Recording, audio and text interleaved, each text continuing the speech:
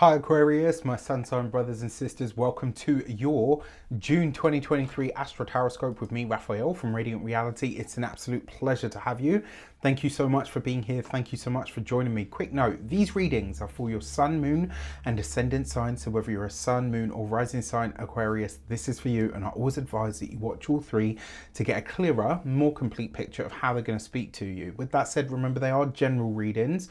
Not everything's going to resonate with everybody, and that is just fine. You should always use your own discernment. And if you are only going to watch one of these, I do advise you to make sure it is your ascendant sign. It's likely to be the most accurate because we're talking about astrology.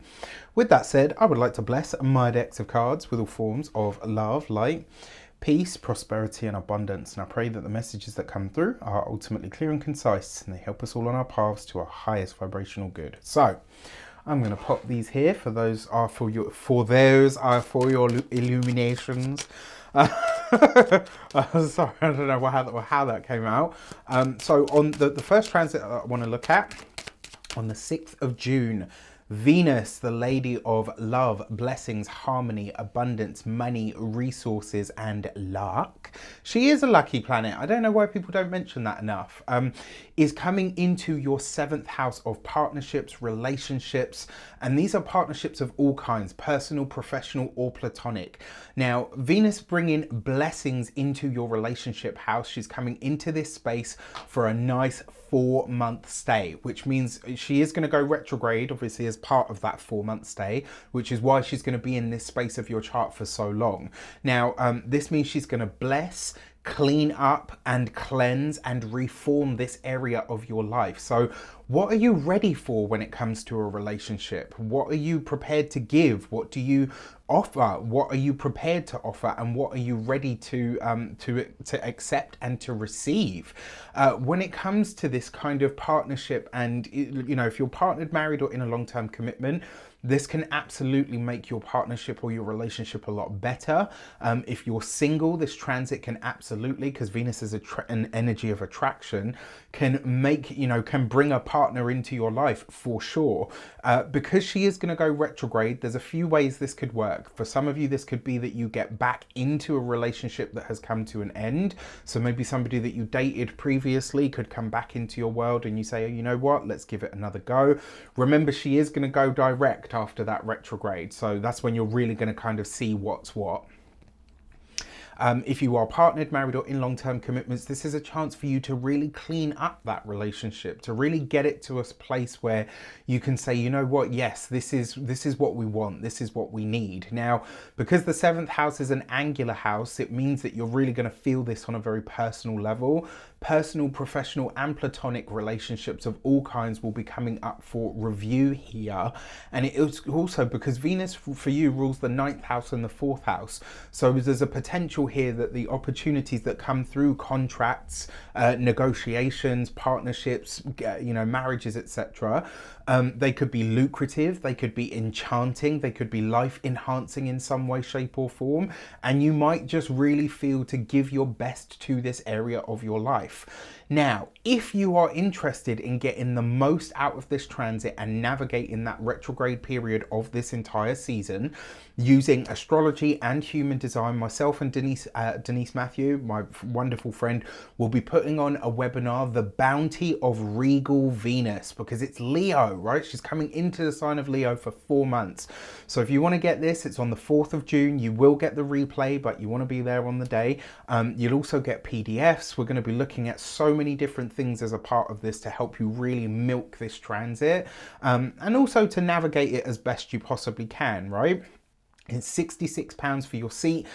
Trust me, there's going to be a wealth of information. So, you know, even if I do say so myself, it's fully worth the price. You can do that on the link in the description box below, and you will be seeing it popping up on all of my socials, including the YouTube community tab. So for your cards for this, you have the Hermit card. So it is wise as a part of this transit to really think about, you know, what has it meant for you to be on your own if you're single? And what about that are you ready to change? You've got the 7 of Pentacles. So this is really cultivating a sense of wisdom throughout your partnerships and relationships. And for a lot of you, you could be forging new partnerships that really are going to develop over time.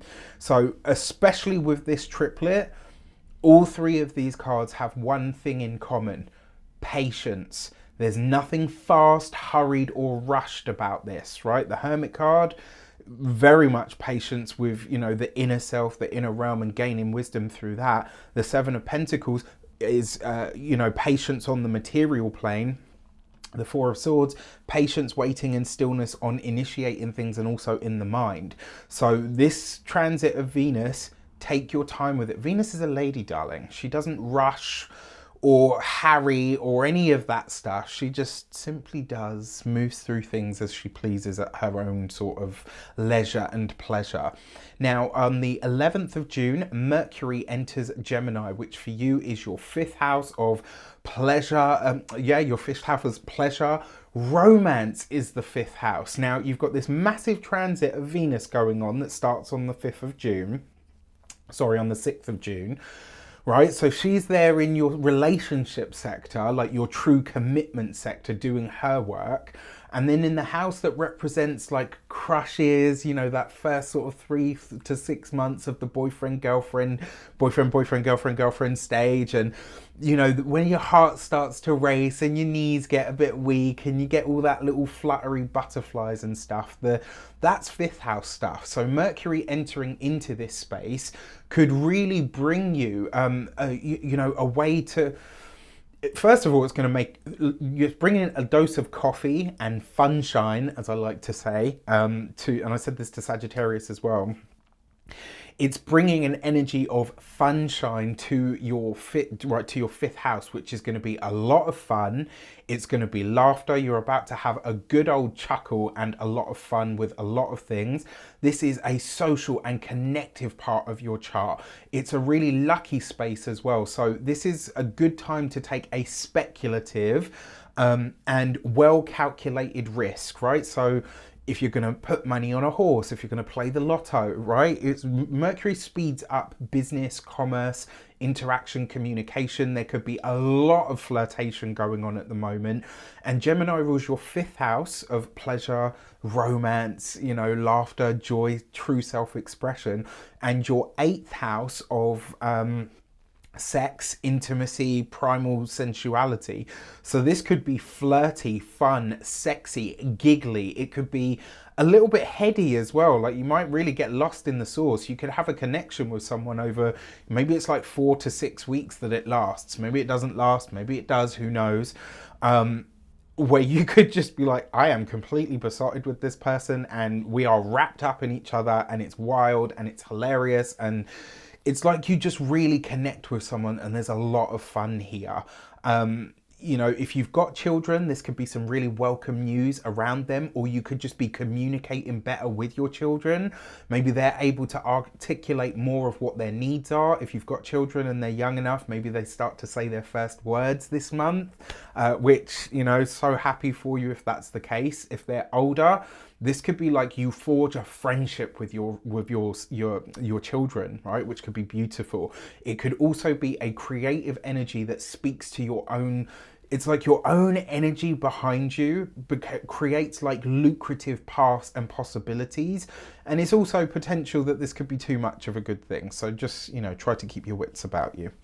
So for this, you got the Page of Cups, love, connection, interaction, heartfelt interaction, Five of Wands. The lightest side of the Five of Wands is get-togethers, parties, connections. There's probably going to be a lot of invites at this time. Mercury itself is an energy of busy energy, right? And Gemini itself is a busy space in the chart. So this could be a lot of invites, a lot of get-togethers, a lot of fun to be had. You got this with the Five of Pentacles. So remember what I said about too much of a good thing? You could overspend here, right? The Five of Pentacles is usually a loss of finances, but it's like when you're having this good a time, I really don't think you're going to care. It's like, oh, you know what? I went out, I drank a little too much, I spent a little too much money. Like, as obviously, as long as you're not putting yourself out and, you know, seriously compromising your living situation, etc., this could be a lot of fun. Now, 2 5s represents a vigil, which almost suggests to me that, you know, for a lot of you, if you're single, you could be pouring so much into that person that has you absolutely wrapped up at the moment that you just want to be mindful that you don't totally lose your head. On the 19th of June, Saturn is retrograding and coming into a direct sextile with Jupiter. So Saturn retrograde in your second house is finally giving you a moment to breathe when it comes to your finances, because it's almost like you're saying, right, okay, whew, yes, it's been tough up until now, but Saturn's really trying to teach you focus, will, and discipline and determination to live on less, so that when he moves out of that space, your money really starts to grow. And I can give you a really good example for this. I don't know if you've ever done that thing, like when we were kids, we always used to have, you know, like the latest craze thing that was going around. And we had one where it's like, you know, when you get someone to push up against your arm and they hold it down, and then as soon as they take their hand away, your hand feels like it's just floating up in the air. That is what Saturn is doing to your money right now, all right? So being in that second house of your resources, it's really contracting all of that, limitations, dedication, hard work, constriction, confinement, right? And then Jupiter is the complete opposite, which is growth, expansion, abundance, luck, opportunity, philosophy, spirituality, belief systems. And it really is a benefic energy. So you've got these two in a really harmonious connection, which I think is going to be good for the world's economy, but also on a personal level, this is you seeing financial opportunities show up. You're getting a chance to restructure your home life and your finances now that could absolutely have amazing results for your future moving forward. So it might also be that a promise that you make to yourself to make more money, you get really serious about it. And rather than just kind of spinning in all directions and being crazy, you say, right, here's how I'm going to approach this. And Jupiter is the ruler. Jupiter in your fourth house is actually the ruler of the house that Saturn is in. So it's providing good opportunities to increase your wealth through home, family, property, real estate. If you work from home, with homes, or with property or land even, this is steady growth and improvement of your home, your life, and your situation, which I think a lot of you are going to welcome. For this, you've got the Moon card, right? So remember, there's still going to be hard work behind this. With the Ten of Pentacles, right? So there's good money to be made, providing you're doing the work behind the scenes. Potentially old opportunities coming up as well. Maybe some of you move into a place that you've lived in previously. That's possible. The Knight of Pentacles, look at this, right? This is long money.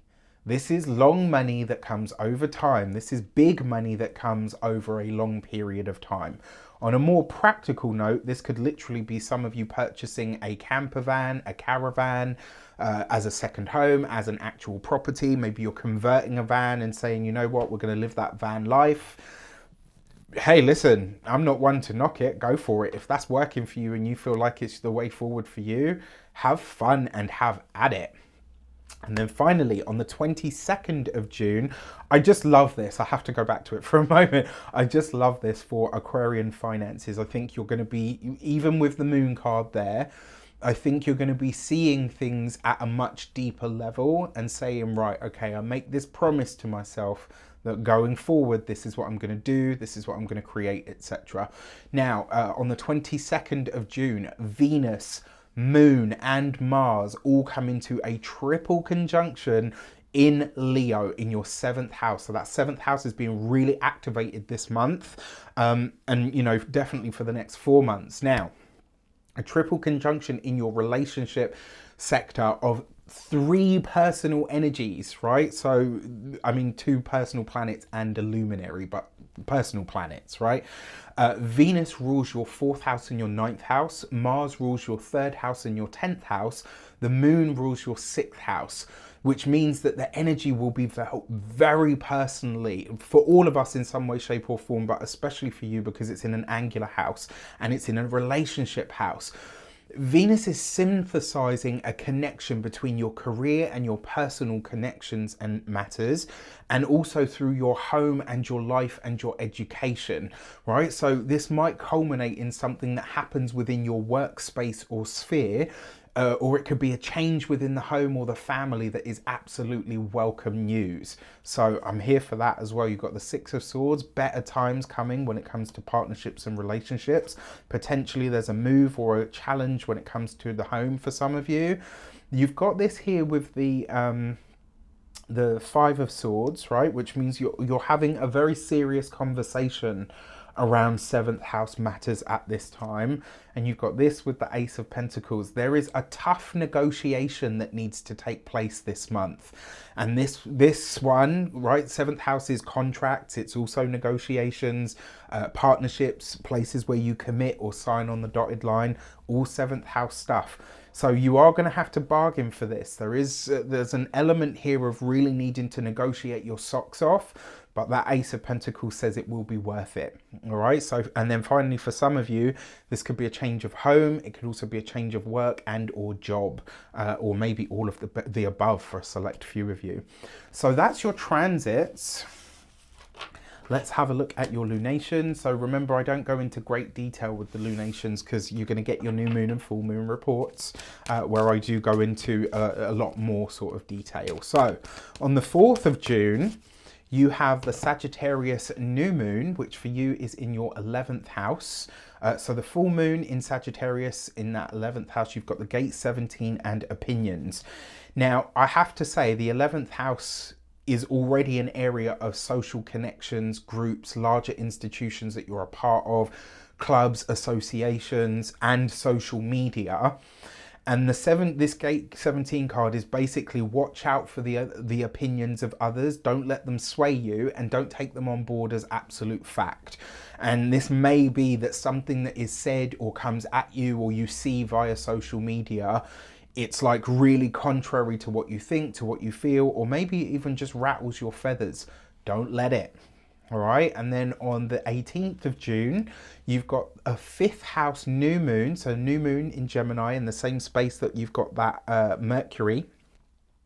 You've got the gate 35 and experience. Now, having every experience that we can is how we truly grow, and not taking somebody else's word for it. So the full moon is basically saying don't take other people's opinions on board.